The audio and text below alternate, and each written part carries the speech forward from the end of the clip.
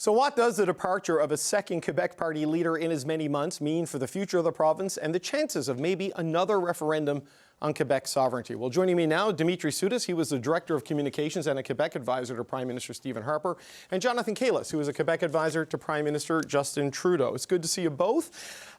Dimitri, just last month, Legault was vowing to stay as leader, saying the PQ polling lead wouldn't last. Well, it lasted longer than him. Do the polls seem impossible to ignore now? Well, they are impossible, especially since right after the 2022 election, when Mr. Legault won his second and a stronger majority government, he set out two conditions. He said, because reporters asked him shortly thereafter, will you be running for a third mandate? He said, I will if my health is there and if people still want me. And polls over the last 2 years, and one that came out yesterday, literally had him at the bottom of the barrel. He will have been both the best and the worst premier in Quebec's history in terms of popular support. During the pandemic, he had a historic 76%. He could walk on water, literally. And just a few months ago, down to 7% in terms of his approval rating, which led to a very obvious decision, which now has completely shifted everything. The reset button has been set, and it brings us back to the two basic rules. Elections matter, and a week in politics is an eternity. Jono, Pablo Rodriguez on December 18th, I believe it was, he quit. François Legault on January 14th. Explain the continued collapse in popularity for François Legault for me. Why did this titan of Quebec politics crash so bad? I'll take one world context, which is find me the democratically elected leader of a country or a territory before COVID started and after, and tell me who's still in power and has won another election. I can think of Doug Ford and Scott Moe. Tim Houston. There you go. So even in Canada. But if you look around the world, there are very few. So I think that that is a factor that we can't be ignored because it's just true everywhere. And we certainly saw that federally with Justin Trudeau. Now, there are many other factors and a lot of policy decisions that did not work out well for him. Some scandals, I would call them mini scandals, but certainly things that blew up in his face. A lot of economic investment in Quebec that just didn't work out in it. You know, he's supposed to be Captain Economy, and that was his trademark from beginning to end. And so, you know, the last straw might have been this legislation on doctors and healthcare, which Quebecers were crying out for change on healthcare from every successive government, but they certainly didn't communicate this plan well. They didn't deal with stakeholders well, and it just blew up in their face. So it's not one thing. There was no Chrystia Freeland moment. There were just a lot of pinpricks along the way where at some point it becomes unsustainable. Okay, so Dimitri, all of this leaves us right now with the PQ with a big lead under Mr. Saint-Pierre Plamondon, the CAQ leaderless, the Liberal Party of Quebec leaderless for the time being, with an election coming in October. How can things shift? What's the most likely change, or is this still on track for an inevitable PQ majority in October? So the short answer is no. This is no longer on track for an inevitable PQ majority, and I will tell you why. The Parti Québécois, who is still leading in the polls, but is in a slow and steady decline over the last couple of months. The only reason they were leading in the polls is because they were able to rally all the anti-Legault sentiment. They positioned themselves as the alternative to a government and specifically to a leader that had become so unpopular. So for the Parti Québécois, and especially for Paul Saint-Pierre Plamondon, the terrain today officially becomes far less comfortable. The anti-Legault vote no longer has a single focal point. And quite frankly, the path to power becomes more complex for the PQ because the momentum that they had built was built against an individual. Nudge, nudge, wink, wink. Do you remember a year ago exactly what happened in federal politics? So more broadly right now, Quebec politics enters a moment of uncertainty. Coalitions are going to shift. Narratives are going to be completely rewritten. And voters who were voting against someone who no longer is there may now have to decide what they are voting for. So it's a complete reset moment. It resets, and resets always create opportunities, but they will also expose weaknesses. What weaknesses does Paul Saint-Pierre Plamondon have? We have Charles Milliard, who will be the next leader of the Liberal Party of Quebec on February 13th. And then who will run to replace François Legault? And the only thing I would say to Jonathan's point is there was one issue. There was one moment that basically there was a rupture on the trust. It's a very local issue. It's a third bridge in Quebec City. Right. The CAQ had promised come hell or high water before they even formed government. And they went through different iterations of how they would do this.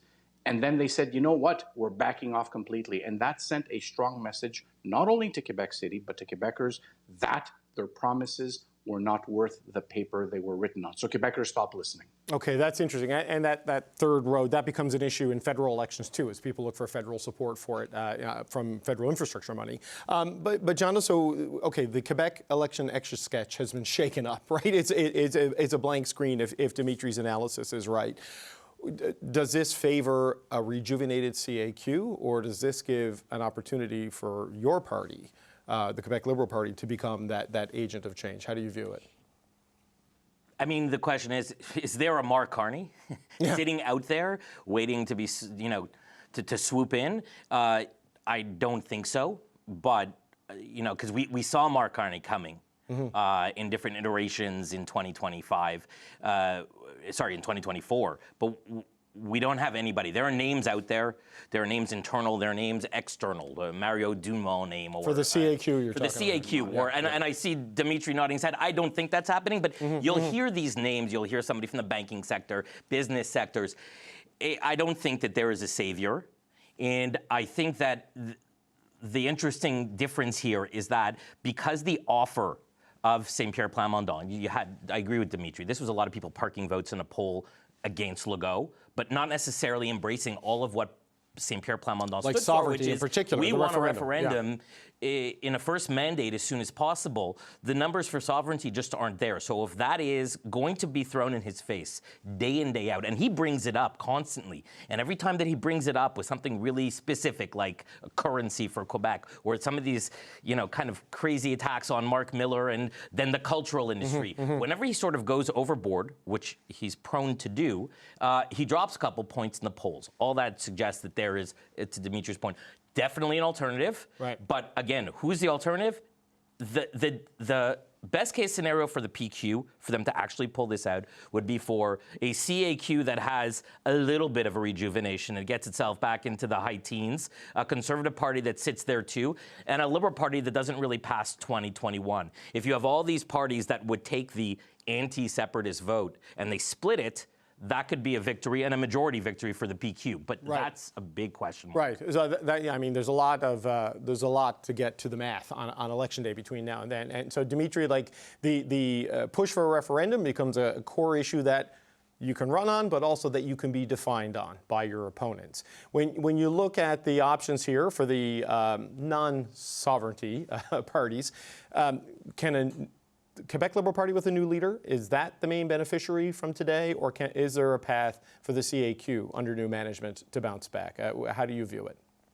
So I think today is the day where Socrates is best to be quoted of saying, the only thing that I know is that I don't know anything. And the truth of the matter is, there is a path to victory for all three of them.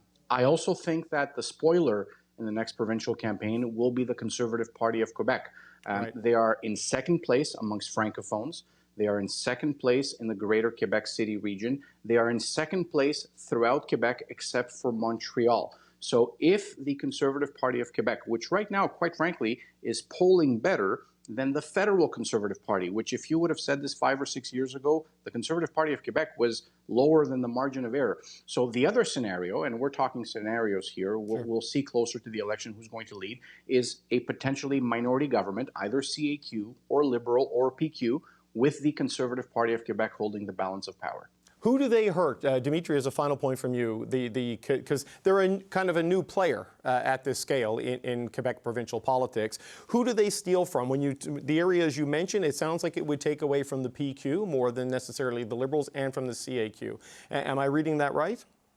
So they take away from all three. They take away Conservatives who want to separate Quebec from Canada, so right-of-centre sovereignist supporters will probably go there, right-of-centre CAQ and right-of-centre PLQ. And what's going to be interesting, and this is why I'm saying it is too soon to say, we don't know how the next Liberal leader, Charles Milliard, will position himself. Right. Will he position himself as a Robert Bourassa, Jean Charest, or will he be more of a Philippe Couillard? So there's so much right now that is uncertain because the CAQ will have a new leader.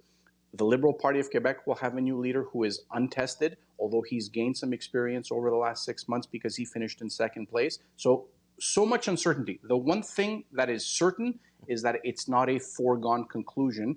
Nudge, nudge, wink, wink. Exactly the same thing happened federally. Yeah. 2026 is it's a reboot of 2025, but provincially. John, last 20 seconds to you. I'm waiting to see what happens. Sort of this coalescing around Charles Millard and how he defines himself. To Dimitri's point, how he quickly takes some space in the media, in people's minds, because people don't know him. And then quickly, what are the rules for the CAQ? That we're going to find out in short order. What's the timeline? What happens to governing in the meantime? Who's there? Is there a shuffle? Do people resign? Those are a lot of questions remain to be answered. So many questions every single day of every single year. Dimitri Soudas, Jonathan Kalles, thank you both.